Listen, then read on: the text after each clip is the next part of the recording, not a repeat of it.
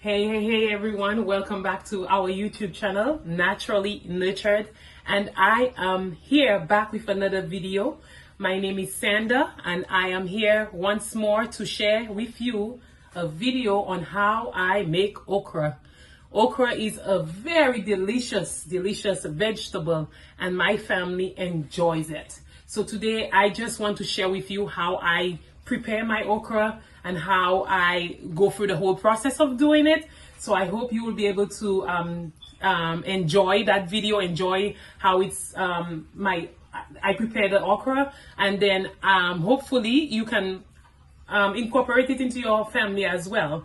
I pray that you will enjoy this and that it will be a blessing to someone out there that maybe haven't tried okra and wants to try it. So I have everything already pre-prepped and ready. All we have to do is the process of getting it cooked. So come with me and come and enjoy how I prepare my okra. Okay, I now have everything right in front of me on my counter, and I am going to get that okra ready and going. All right, so as you can see, I have the okra right here. I have a little bit of spinach. I just decided to add a little bit of spinach because I had some fresh spinach in the fridge that I wanted to use. I also have my onions already chopped, white onions or sweet white onions. I have also here some purple onions, or people might call it red onions. I have red onions here as well. I have garlic, already minced garlic, and which I did which I chopped myself. And here I have some tomatoes because I love the tomatoes in the okra. I think it gives it a good flavor, and also it gives it that gooey taste that we love. So here we have the tomatoes already chopped. And what else do I need? I have all of my seasonings, and they're onion powder, ginger powder. This is curry powder. I love to use curry in a majority of my dish, and also turmeric. I have some more, but I'm just gonna use out what I have remaining in here. I also have some Italian herb seasoning. I have as well my little HEB brand paprika, and I also have here, I think it's onion and garlic powder. So that one is onion powder, and I think I did the garlic earlier on. And also I have a little bit of nutritional yeast flakes that I use to give it that kind of cheesy, sticky taste. And I enjoy that in every one of my meal because I just love yeast flakes, and it has all its beneficial things in it for those, especially those that are plant-based, preferably plant-based eating. That nutritional yeast flakes works miracles in meals. And also my salt, Himalaya salt. All right, and today I will be using this oil here. It's oil that you can use that can be heated really on high heat, and so I love using that oil here. I don't know, I have been trying to look for others, but this one has been the one that I've been using. So if you have any oil that you use that can go up to high heat, I also use coconut oil, but I would rather use today in my meal because I don't always like to use coconut oil in everything. So I'm using this one. I hope you can see it. Hopefully you can. And this is the one I get that one also from Kroger's or from Walmart. And it is a great one because it can be heated up to almost, how much did it say? Very high heat. It didn't say how much you can heat it up to, but it said high heat, and also for frying or whatever you want to use it for.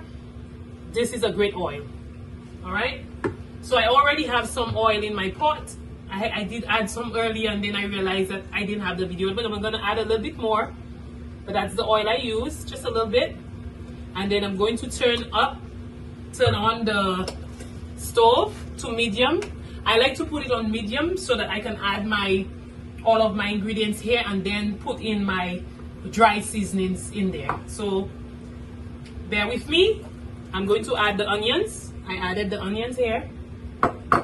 Both of the onions, the sweet onions and the red onions or the purple onions. All right, let's get all of it in there. Purple onions. And then I'm going to use my spoon to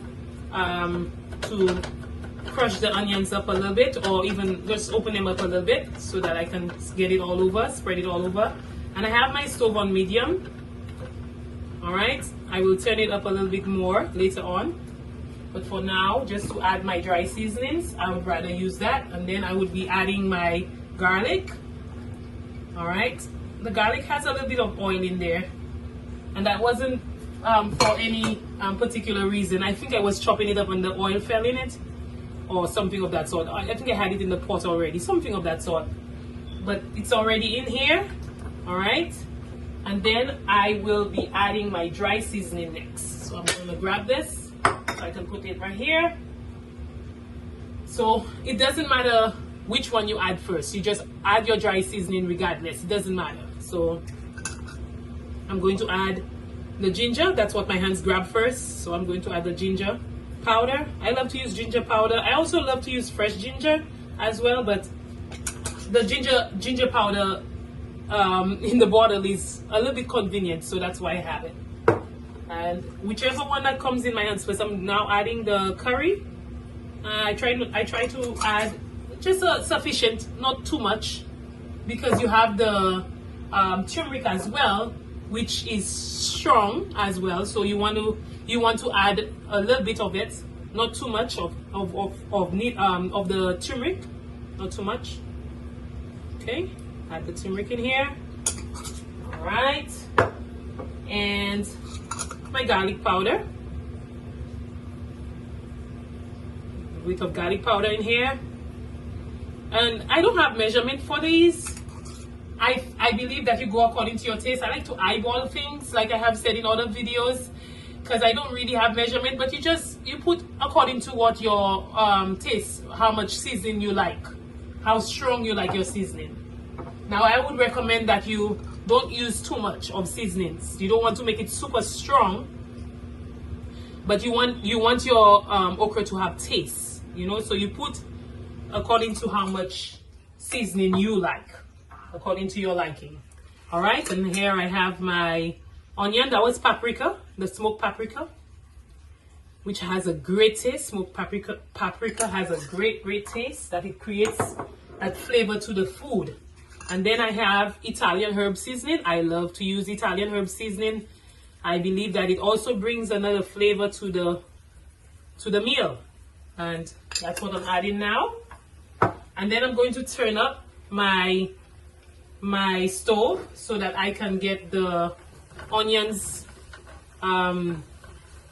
marinating with the rest of the dry seasoning. All right, and the garlic and everything else. Okay, if you can hear it, it's already sizzling, and I'm gonna wait for it to sizzle, become a little bit warmer, a little bit hotter, so that I can add the okra in there, because you kind of want the garlic and the onion to saute in there in the oil really well, and with the rest of the seasoning. I feel like I might need a little bit more of the paprika, because I didn't put that much, so I'm gonna add a little bit more, just a tiny bit more. All right, and now as you hear it sizzling, I'm going to mix a little bit more, because I want my onions to saute really well and cook a little bit, not too much. All right, and then I'm going to add my salt. Like I said, I do not really do measurements. I kind of eyeball it. So it's up to you of how much, but I would also say with the Himalaya salt, you don't have to add too much, because it gets pretty salty pretty fast. So just go easy on that one. And then the other thing with the salt, you can always add the salt later on. If you feel like your okra does not have enough salt, you can take a pinch of Himalaya and just spread it on your food whenever you're eating. Okay, so it's starting to sizzle a little bit more.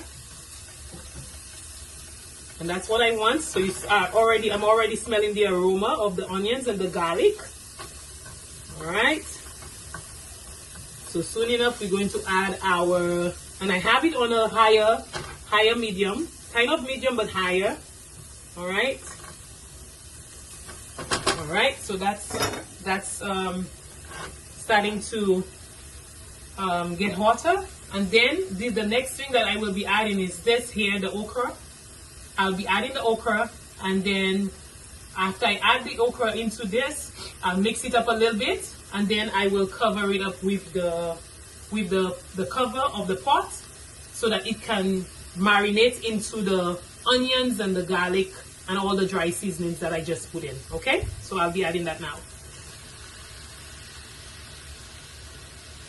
All right. Okay, so that's done. All right, so now I can start mixing up my okra with the onions and the garlic in here.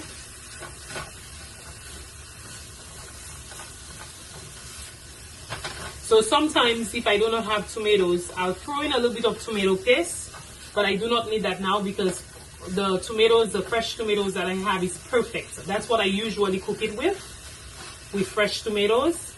But sometimes, you know, if you don't have fresh tomatoes in your house, you just try to use the other things that you have. Okay, so now I have added my okra. Okay, give it a little tap. I will now add a little bit more salt because now that I have added the okra, I'm going to just add a sprinkle of salt again. All right, sprinkle of salt. And that's when I start to add my nutritional yeast into the yeast flakes into the pot. Okay, so here we go.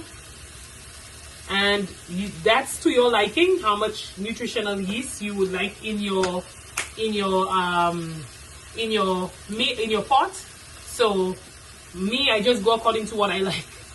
I don't have measurements like I said earlier. Maybe hopefully I'll start to do measurements so that I can share that with you guys.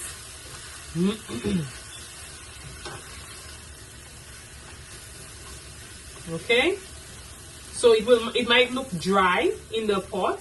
It might look dry, but when I cover it up, it will create that steam where it will have water in there. It will create water, and I don't want to add any water or any more oil because this here, tomatoes, it has water in it as well. As it gets soft, it will create its own water. Okay?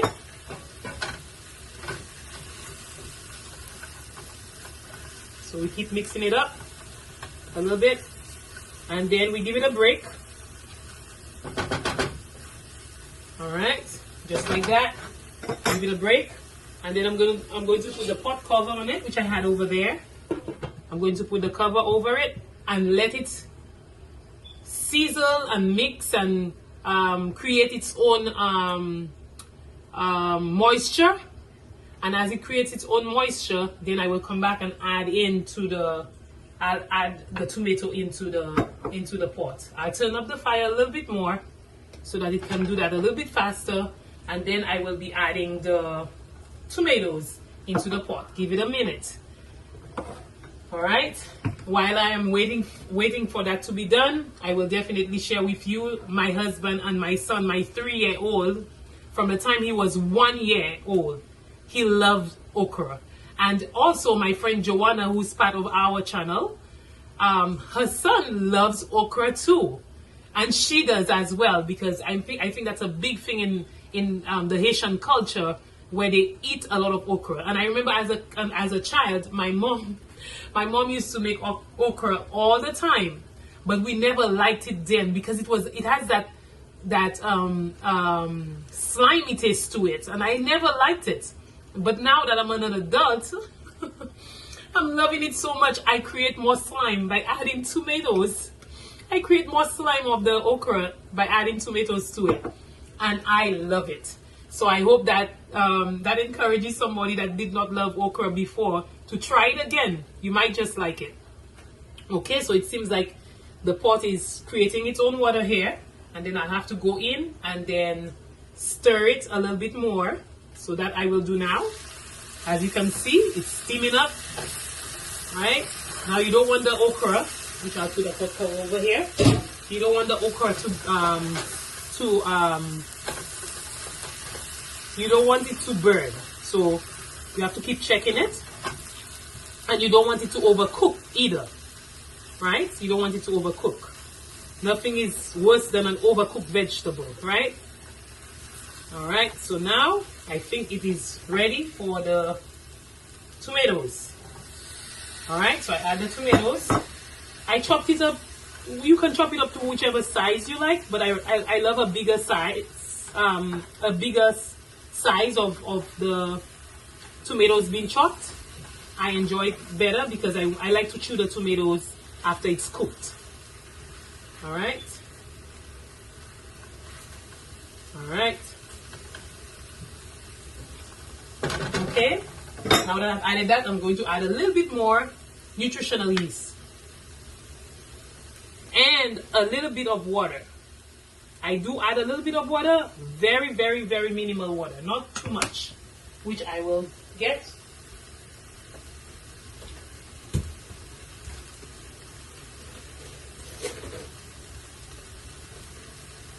Okay.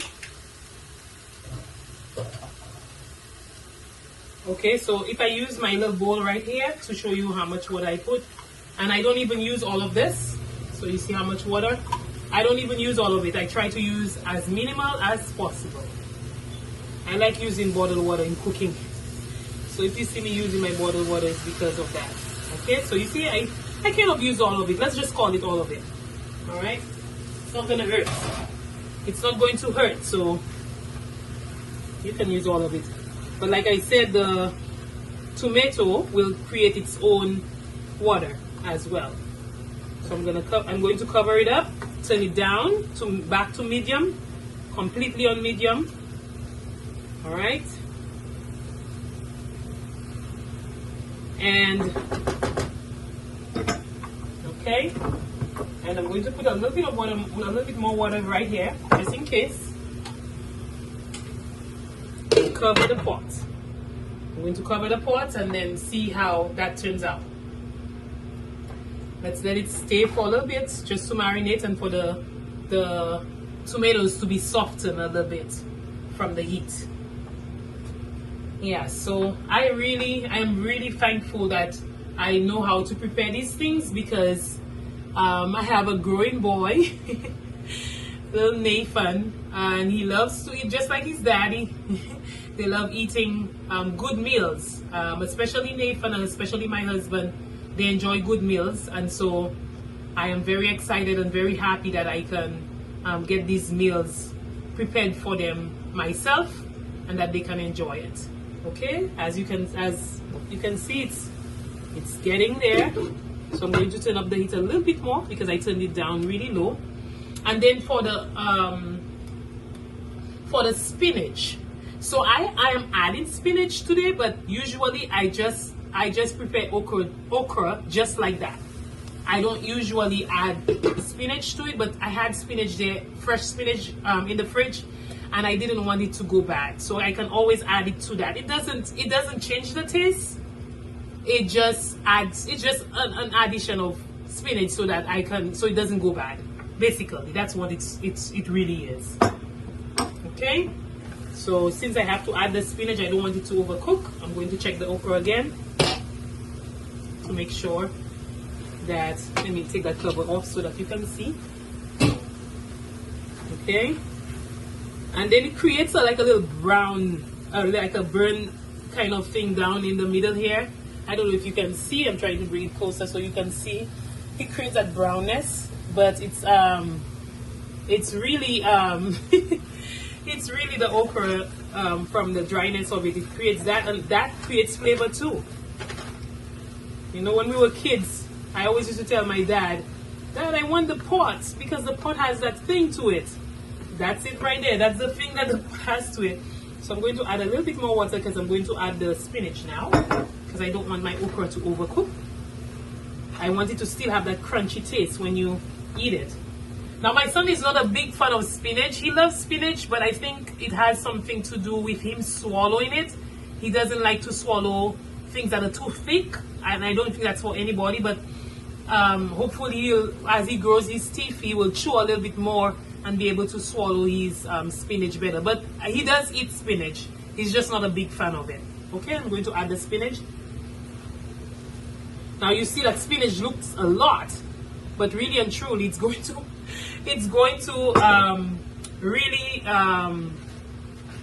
really going to get really small by the time you get the heat into it. Oops, sorry. By the time you get it gets the steam, it's going to be a little bit of spinach. It's not going to look as much as it is in the bowl right here. All right.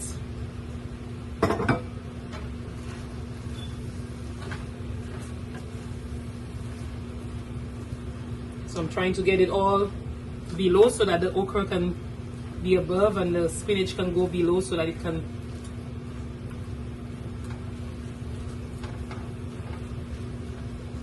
cook down the spinach and not so much the okra.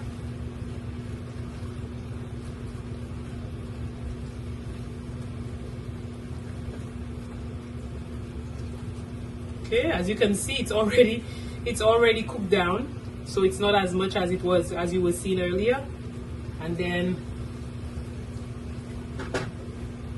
okay, that's it right here. Sorry, I'm gonna hit that spoon on that pot a little bit so that the rest of the ingredients can fall out. And then that's it with the spinach. Okay.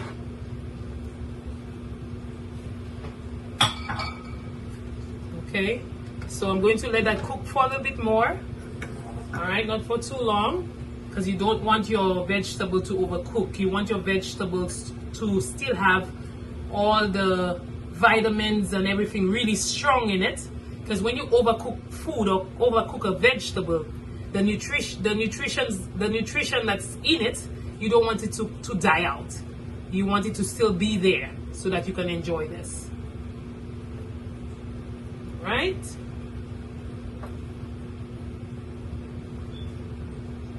I'm going to stir a little bit again, because as you can see, the spinach creates water too, as well as the tomato. It creates its own water, so I don't have to add too much. All right? Let's give it a little stir again.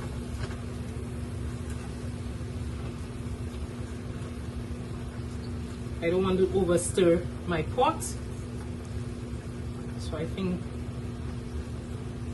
that's it.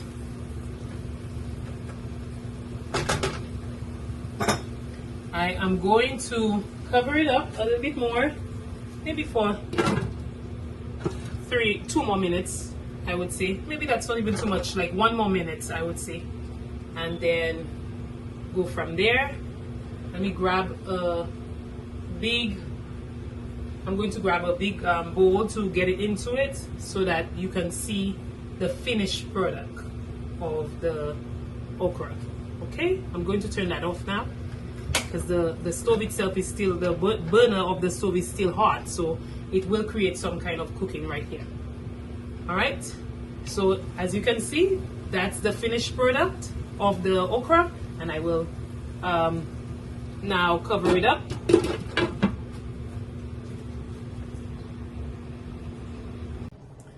Okay, everyone, I have the finished product of my okra that I just prepared, and let me show you the finished product of it. This is the okra, nicely cooked, and it was a good one. It came out really well, because you know sometimes you make sometimes you make meals and they don't always come out the way that you would want them to.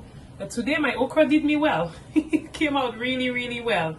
And I hope you enjoyed that video. I hope that that encourages you to try okra.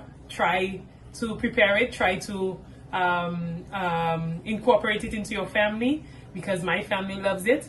And I hope that this is something that would encourage you to prepare meals at home that are wholesome, meals that are full of nutrients that you can enjoy.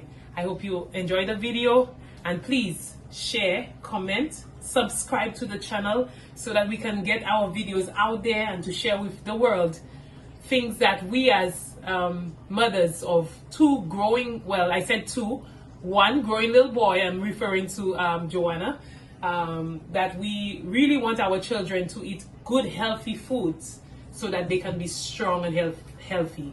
Share again, comment, like, whatever you would like to know about that okra preparation, I will put in the description below. So please share, comment, like, and I'll see you in the next video. Bye bye.